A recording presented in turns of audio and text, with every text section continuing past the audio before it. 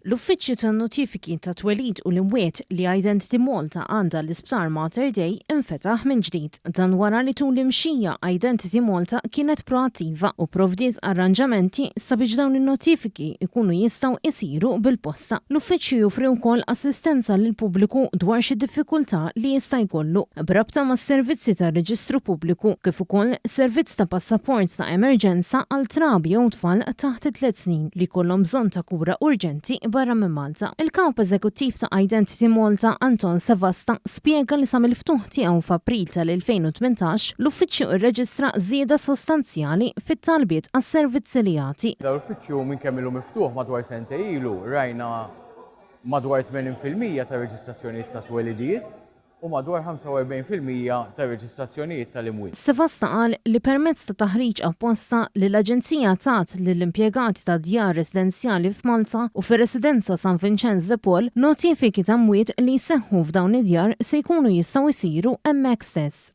Dan fil-waqt li fil-ġimgħat li ġejjin in-notifiki ta' twelid u ta' mewt se jkunu jistgħu jibdew isiru online. Bir-riżultat ta' dan ġew proċessati 350 notifika ta' twelid u 100 notifika ta' mewt li waslu f'dan l-uffiċċju bil-posta. Is-Segretarju Parlamentari għaċ-Ċittadinanza Alex Muscat qal li l-impjegati ta' Identity Malta jinsabu fuq qudiemnet sabiex ikunu spalla ma' spalla ma' nies li jkunu qed jgħixu dawn il-mumenti partikolari f'ħajjithom. Minflok li jkollu jirrikorri fl-uffiċċju tagħna l-belt jew l-imsida qed jinqeda mill-Isptar stess. U allura qed naraw kif Identity Malta qed toħroġ iktar mill-uffiċċju tagħha u tagħti servizz aħjar fil-komunità.